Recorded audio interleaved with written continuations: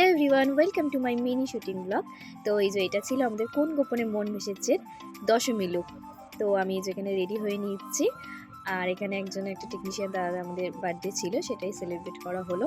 আর এই যে এখানে অদিতি দি, শ্বেতা দি সবাই রেডি হচ্ছিল। মধ্যে কিন্তু আমাদের আরও অনেকগুলো সিন হয়ে গেছিলো, তো সেগুলো সবকটা তো ফুটেজ নেওয়া যায় না।